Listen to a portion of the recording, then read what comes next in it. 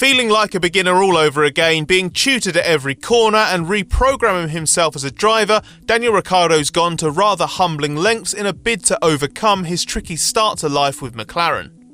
Though Ricciardo has a 100% point scoring record with his new team and finally beat teammate Lando Norris in a race for the first time in the Spanish Grand Prix, he's not been totally happy so far in the 2021 Formula 1 season. Ricciardo's not started the year at one with his McLaren MCL35M, lacking confidence in the car and struggling to handle certain limitations as well as Norris, who's established himself as one of the year's early stars. But there's light at the end of the tunnel thanks to the progress the team is making with the car and a painstaking process Ricciardo's going through as a driver as well.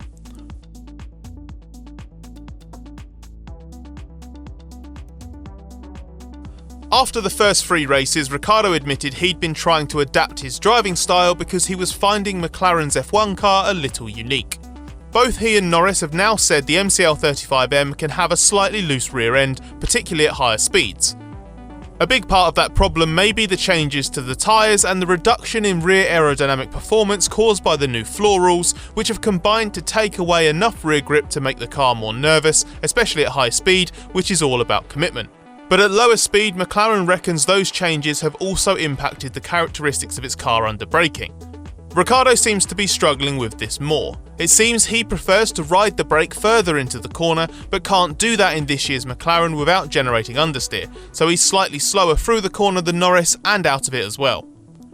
Hanging onto the brakes into the corner appears to be more difficult than before, and adapting to the new trait probably depends on how much that was previously a driver's preference and the comfort and familiarity they feel in their 2021 machine. Ricciardo's finding that adaptation a little trickier, and he's been waiting for updates to tune the car more to his liking and trying to learn how to drive around his limitation in the meantime. The Portuguese Grand Prix weekend, where he was a shock Q1 elimination, was made more complicated by Algarve's low grip surface and difficult wind conditions. But Ricciardo's rise from 16th to 9th in the race there left him hopeful he could make progress without waiting for upgrades, as he was happy with the peak of his pace and felt potential setup tweaks, mainly to the suspension, could bring the car more to his liking. He said the Spanish Grand Prix would be a weekend without excuses, given how well everyone knows that track and the fact it's a grippier, higher downforce circuit. We think the tweaked front wing that arrived in Spain might be the first example of Ricciardo's preferences driving McLaren's development. Lifting up the outer section of the front wing mainplane will reduce the airflow separation in that area, produce more load when that part of the wing is close to the ground, and reduce understeer. Ricciardo certainly seemed happier with the feel of the car over the Barcelona weekend, but the effort to address his issues went well beyond changes to his machinery.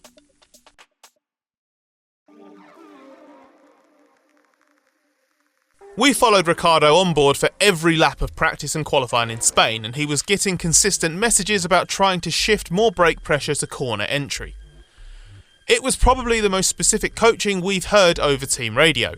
In FP1, there was a particular focus on his braking technique, as he was initially riding the brake too far into turn 5 and potentially inducing understeer.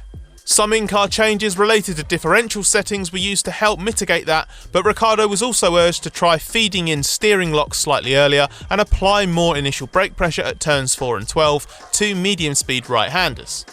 That continued in FP2, where the feedback was again to get on the brake harder before releasing it, and this was relayed to him as trying to create more of a stabby brake profile. To explain that, here's a look at 2 data traces of a heavy braking zone and slow corner. The top half shows the brake, and the bottom half shows the cornering speed. The blue brake trace is more like what Ricciardo was trying to achieve, a sharper initial application and a quicker release. The white line shows the brake being held longer into the corner, and in the bottom trace you can see the difference this has on speed. With the stabby brake profile, the curve is more gradual, the minimum speed is higher, and the speed off the corner is far superior. This is probably a more exaggerated comparison than what McLaren's seeing from its 2 excellent Formula 1 drivers, but hopefully it helps explain the process. The extensive advice Ricciardo is being given on braking would suggest he's still in a phase of consciously trying to adjust that technique at lower speed. We put that to Ricciardo after qualifying, and he agreed, saying he feels like he's a beginner again and trying to teach himself a style that becomes more natural. He's not hiding the process he's going through, calling it an attempt to program himself to drive this car faster, and likened it to being back at school. The more confidence Ricciardo feels in the car, the more he expects faster corners to take care of themselves, describing those as requiring technique, but effectively rewarding a driver who can just throw the car in and hold on. But slower corners are where the big chunks of lap time are, because a driver is in those corners for longer. The braking phase is a delicate and precise process. The pedal feel and braking traits of the Mercedes-powered McLaren will be different to the Renaults Ricciardo drove the last 2 years and the Red Bulls before that, and it also happens to be an area the McLaren is still sensitive in at the moment. That's not an easy combination to manage, which is why Ricciardo's still working so hard to get on top of it. Ricciardo admitted he's found it difficult to be patient in his bid to improve, but that's his reality with just 1.5 days in the car in pre-season testing, putting the emphasis on learning during these early race weekends. To his credit, Ricciardo's approached the situation with exactly the right attitude. It must be difficult for an elite sports person to accept the kind of technique coaching Ricciardo's received in Spain, but it speaks volumes for his mentality and his fledgling relationship with engineer Tom Stallard that he's got on with the job with zero hint of frustration or arrogance. Ricciardo was rewarded for that effort with a strong qualifying performance in Spain and arguably his best performance of the season in the race. It marked a mini breakthrough as he beat Norris for the first time this year and matched his own best result so far in 6th. A brilliant start nabbed him 2 places on the opening lap, despite a slightly lucky moment in turn 1 where he had to check up after running slightly deep. Running 5th for so long and keeping the Red Bull of Sergio Perez at bay until the second half of the race was a brilliant bit of driving. Ricciardo called it definitely a more encouraging weekend and felt he'd taken a little step forward even though his race wasn't completely clean.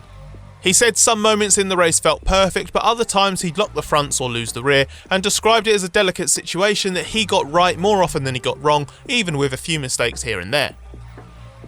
Despite lacking a bit of outright pace relative to Norris so far this season, Ricciardo's race performances have been very good, and his Spanish Grand Prix drive was the best of the lot.